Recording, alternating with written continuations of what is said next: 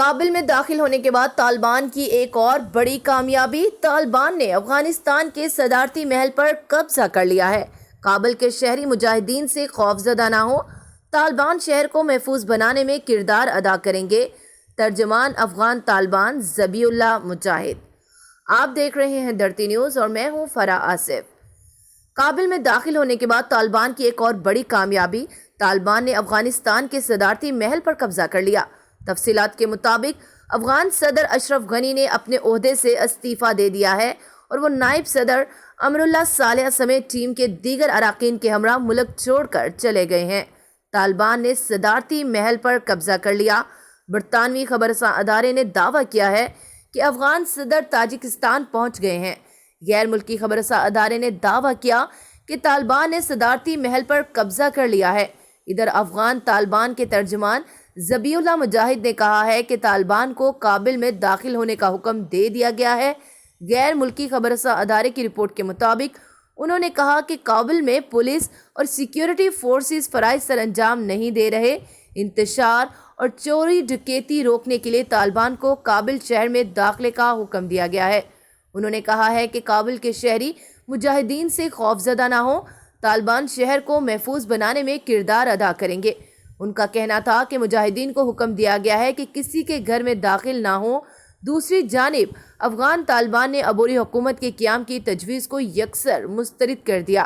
عالمی خبررساں ایجنسی کے مطابق طالبان رہنماؤں نے ذرائع ابلاغ سے بات چیت کرتے ہوئے کہا ہے کہ طالبان فوری طور پر انتقال اقتدار چاہتے ہیں۔ خبررساں ایجنسی کے مطابق طالبان رہنماؤں نے واضح کیا کہ کابل میں کوئی عبوری حکومت قائم نہیں ہوگی۔ افغان طالبان نے کابل کا کنٹرول سنبھال لیا ہے اور وہ افغان صدارتی محل میں بھی داخل ہو گئے ہیں۔ افغان ذرائع ابلاغ کے مطابق طالبان نے NDS کی جیل کا بھی کنٹرول سنبھال لیا ہے اور وہاں سے قیدیوں کی رہائی کا عمل شروع کر دیا گیا ہے۔ پہلے ذرائع نے بتایا تھا کہ افغانستان کے صدارتی محل میں ہونے والے مذاکرات میں طالبان اور افغان حکومت کے ملک میں نئی عبوری حکومت کے قیام کا معاہدہ طے پا گیا تھا، جس کے تحت اشرف غنی نے اپنے عہدے سے استعفیٰ دے دیا۔ مذاکرات میں کابل پر حملہ نہ کرنے کا معاہدہ بھی طے پا گیا تھا، جس کے تحت طالبان عبوری حکومت کو اقتدار کی پرامن منتقلی کا فیصلہ کیا گیا۔ علی احمد جلالی نئی حکومت کے سربراہ مقرر کیے جائیں گے۔ سارے معاملے میں عبداللہ نے ثالث کا کردار ادا کیا۔ افغانستان کے قائم مقام وزیر داخلہ عبدالستار مرزا کوال نے اپنے ایک بیان میں کہا ہے کہ کابل پر حملہ نہیں کیا جائے گا اور حکومت کی منتقلی پرامن طریقے سے ہوگی۔ کابل کے شہری یقین رکھیں کہ سیکیورٹی فورسز شہر کی حفاظت یقینی بنائیں گے۔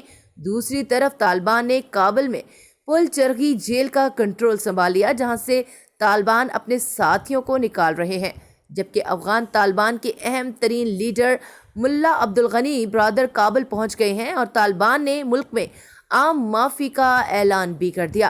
افغان طالبان کے سیاسی دفتر کے ترجمان سہیل شاہین کی جانب سے جاری بیان میں کہا گیا ہے کہ اسلامی امارات افغانستان کے دروازے ان تمام افراد کے لیے کھلے ہیں جنہوں نے حملہ آوروں کی مدد کی۔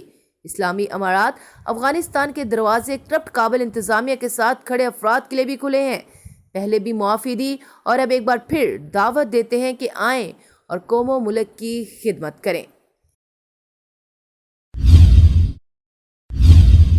دھرتی نیوز، دھرتی کی ہر خبر سے رکھے باخبر۔